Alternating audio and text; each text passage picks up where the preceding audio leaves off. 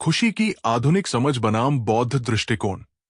मनुष्य के जीवन की सबसे मूलभूत और स्वाभाविक चाहत है खुशी। हम जो कुछ भी करते हैं, अंततः उसका उद्देश्य होता है सुख की प्राप्ति। कोई धन कमाता है, कोई प्रसिद्धि चाहता है, कोई प्रेम और अपनापन खोजता है। सभी के मूल में खुशी की तलाश ही है। लेकिन ये खुशी क्या है? क्या ये क्षणिक आनंद है या स्थायी संतोष? क्या ये भौतिक उपलब्धियों से आती है या मानसिक स्थिति से? आधुनिक युग में खुशी की खोज। आज के तकनीकी और उपभोक्तावादी युग में खुशी का मतलब बदल चुका है।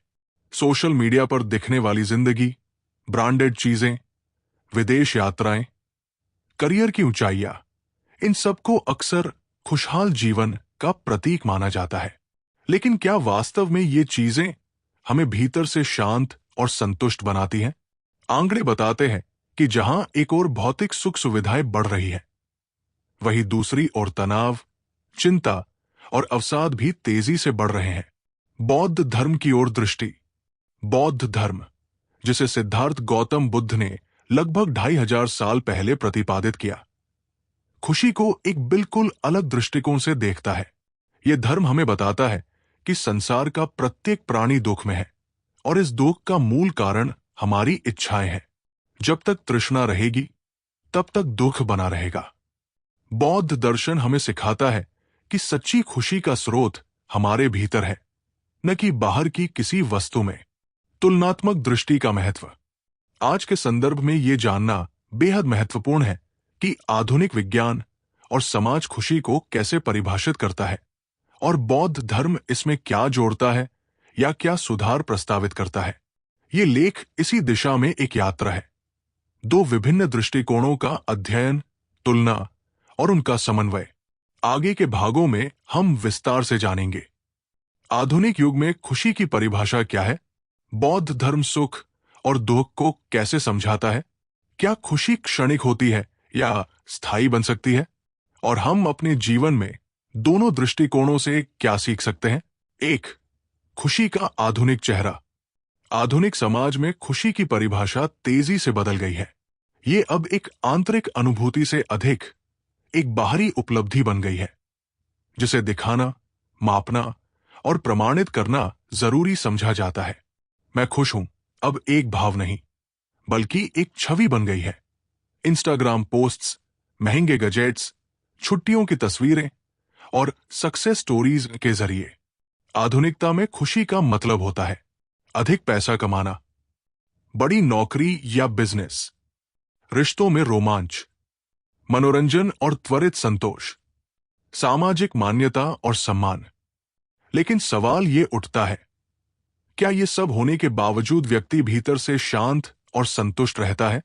2. उपभोगवाद और तुलना की दौड़। कंज्यूमरिज्म, उपभोगवाद, आधुनिक युग की आत्मा बन चुका है। कंपनियां हमें लगातार ये महसूस कराती है कि कुछ कमी है और ये कमी पूरी होगी अगर हम उनका उत्पाद या सेवा लें। इससे एक कृत्रिम खुशी का निर्माण होता है जो बहुत जल्दी खत्म हो जाती है। इसी के साथ जुड़ी होती है तुलना, जो सोशल मीडिया के जरिए और बढ़ जाती है। वो विदेश गया, मैं नहीं जा पाया। उसकी शादी इतनी ग्रैंड थी, मेरी नहीं। उसे प्रमोशन मिला, मुझे नहीं।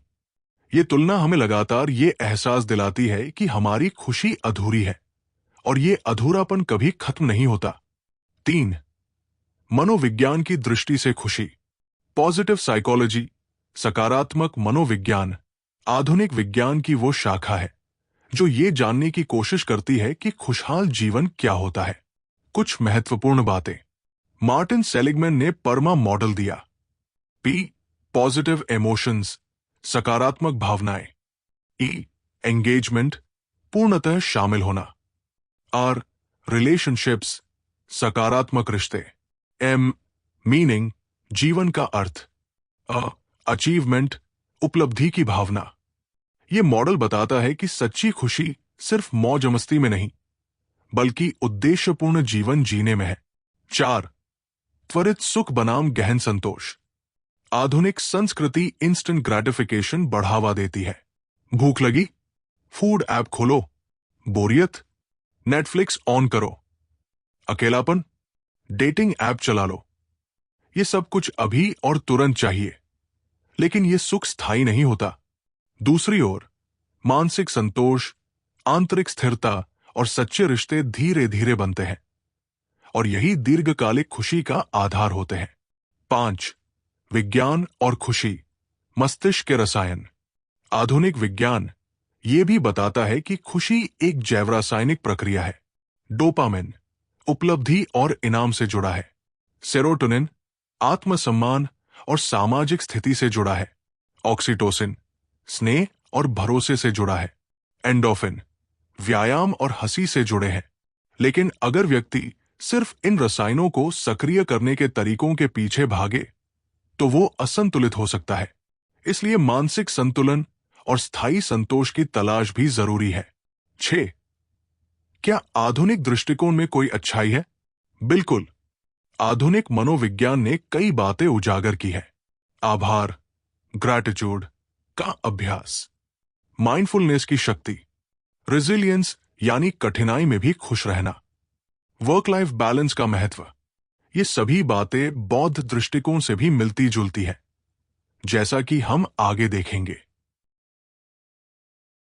बौद्ध धर्म की दृष्टि में खुशी का अर्थ केवल किसी सुखद अनुभव से नहीं है, बल्कि ये एक गहरी आंतरिक स्थिति है, जहां मन शांति, संतोष और जागरूकता की अवस्था में होता है।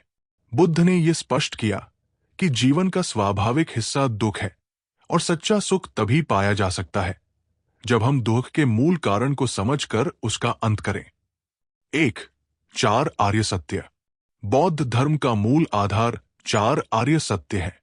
ये मानवीय पीड़ा और उसकी मुक्ति का वैज्ञानिक ढंग से किया गया विश्लेषण है। 1. दुख। जीवन दुखमय है।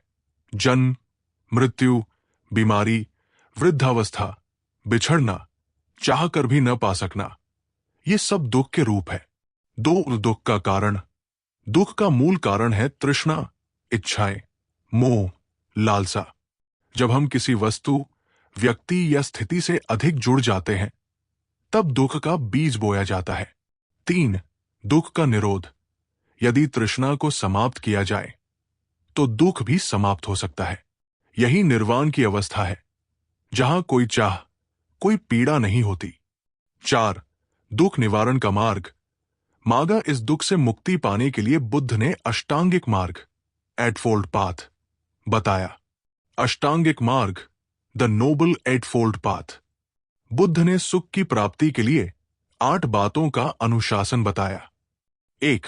सम्यक दृष्टि, जीवन और सत्य को यथार्थ रूप में देखना। 2. सम्यक संकल्प, करुणा, त्याग और अहिंसा का भाव। 3. सम्यक वाक, सत्य, मधुर और अहिंसक वाणी। 4. सम्यक कर्म, नैतिक और हिंसा रहित आचरण। 5. सम्यक आजीविका, शुद्ध और ईमानदार जीवन यापन। 6. सम्यक प्रयास, बुराइयों से बचना और अच्छाइयों को बढ़ाना। 7. सम्यक स्मृति, वर्तमान क्षण में सजगता और जागरूकता। 8. सम्यक समाधि, ध्यान द्वारा चित्त की एकाग्रता और शुद्धि। इनका अभ्यास व्यक्ति को एक स्थायी मानसिक शांति की ओर ले जाता है, जो सच्चे सुख की नींव है। 3. दुख के 3 कारण, तृष्णा, द्वेष, मोह। बौद्ध धर्म के अनुसार दुख के 3 मुख्य कारण होते हैं। तृष्णा, कुछ पाने या बनाए रखने की लालसा। द्वेष, नापसंद चीजों से बचने या उन्हें हटाने की चेष्टा। मोह, अज्ञानता और भ्रम। जब तक ये तीनों मानसिक विकार मौजूद है, तब तक व्यक्ति सच्चा सुख नहीं पा सकता। 4. अनित्य, अनात्मा और दुख। बौद्ध दर्शन के 3 महत्वपूर्ण सिद्धांत हैं। 1. अनित्य, हर वस्तु, भावना, स्थिति परिवर्तनशील है। इसे स्वीकार करने से हम अनासक्त हो पाते हैं। 2. अनात्मा, मैं या मेरा का कोई स्थायी अस्तित्व नहीं है। ये केवल मानसिक और भौतिक घटनाओं का समूह है। 3. दुख, जब हम अनित्य वस्तुओं से सुख की अपेक्षा करते हैं, तब दुख पैदा होता है। इन सिद्धांतों को समझना ही दुख से मुक्ति की ओर पहला कदम है। 5. निर्वाण, सुख की अंतिम अवस्था। निर्वाण बौद्ध धर्म में उस अवस्था को कहा गया है जहां इच्छाएं समाप्त हो जाती हैं और मन पूर्णत, शांत, मुक्त और ज्ञानी हो जाता है।